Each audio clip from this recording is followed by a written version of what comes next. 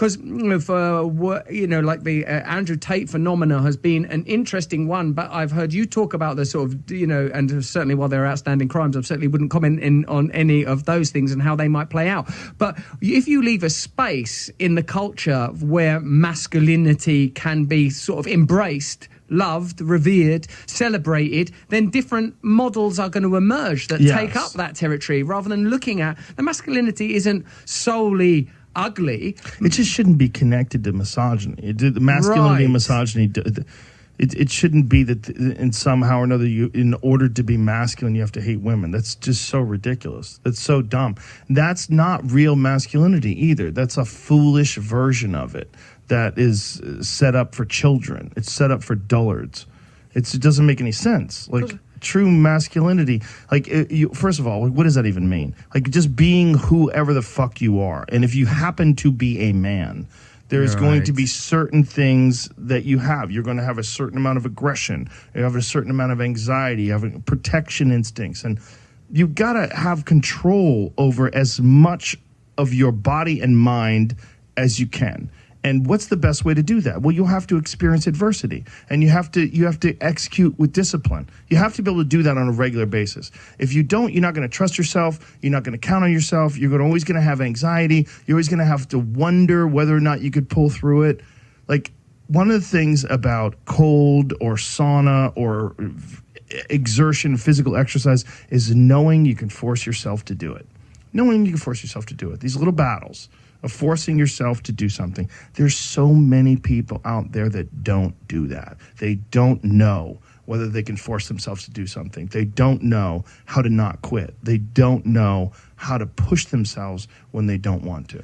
Yeah, that's why there has to be a spiritual component to life. And that's why a culture that abdicates that responsibility and abstracts that reality becomes kind of nihilistic and celebrates meaninglessness. And it becomes only about furniture and an aesthetic. There's nothing real. It's got nothing behind it. We can sort of feel that now, I think, that it's been hollowed out from within. The institutions are hollow because there's no values there. Like I alluded to earlier, the idea of a sort of a potentially senile and decaying president is like the culture is unconsciously telling you what it is. Look, it's falling apart. There are no real values behind it. They'll say that a war is humanitarian when we know that most likely the imperatives are economic imperatives, and one way to find out will be to extract the economic imperatives, then you would find out. So like the service that I suppose that I don't pay enough attention to and sometimes give enough credence to is the possibility that you can reach individuals through a media like this and say that actually what you do is important, what you believe in, the way you treat yourself, the way you talk to yourself, the practices you undertake. I mean, when you bring in one of the Goliaths in that space, like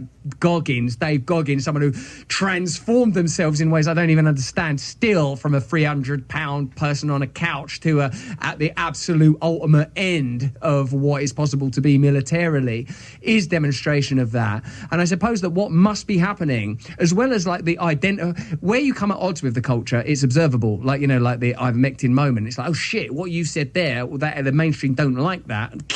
Push back and crackle. But like elsewhere, there must be thousands, millions of messages about self-discipline, awakening, do things for your body, eat healthily, awaken, take responsibility for yourself. Masculinity and femininity can cohabit successfully. It should never be about misogyny. All these ideas are reaching out there, and they're reaching people that wouldn't typically be getting, I would say, such nuanced takes on complicated ideas. But people have to act on those signals, and that's the difference. There's a lot of those messages that are getting out there, but how many of them reach a person to the point where that person decides to act?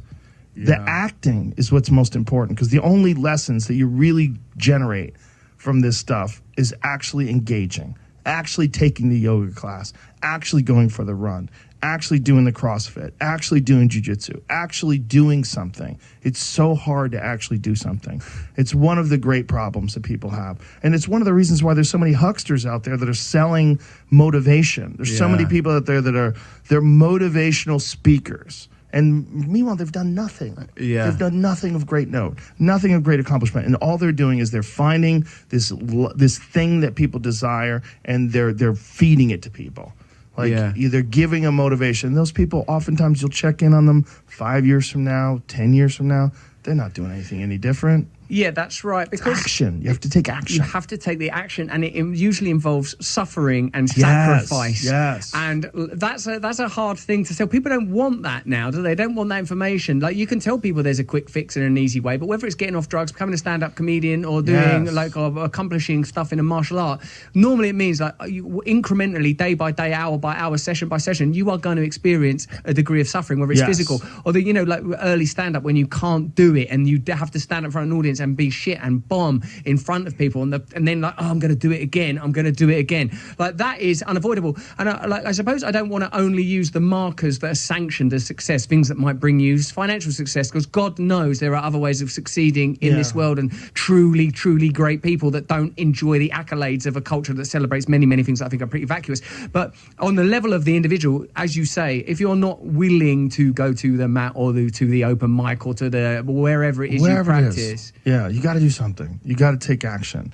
And so many people are just stagnant, and they don't know how to act, and they don't have experience doing it, and so they just stay home. And again, the disembodiment thing, they put on headsets, or they sit in front of the computer, or they sit in front of the television, or they sit in front of their phone, and they don't act. And you're going to be depressed. That's not good for you. It's not a natural, normal way for people to behave. And this thing that people do where they avoid discomfort, it sounds ridiculous, but then it just creates more discomfort. You don't realize that in embracing discomfort and forcing yourself to do something very uncomfortable that you can control, like an ice bath, like a sauna, like a run, like a workout, you are eliminating another form of discomfort. You can do that. It's one of the reasons why I've been able to mitigate all the stress and issues that come with success and with fame. It's like I fucking torture myself. I torture myself physically. I'm always working out. I'm always exhausted. I'm always taking ice baths. I was in the sauna before I got here today.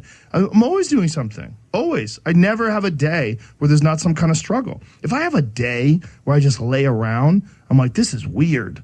Like, one day, like, it's one of the things that I have to do on vacation. When I get up in the morning, whenever I'm on vacation, the first thing I do is work out. I'm like, I gotta do this, otherwise I'm not gonna be able to enjoy this time off with my family. I gotta get up before everybody else, and I gotta work out hard.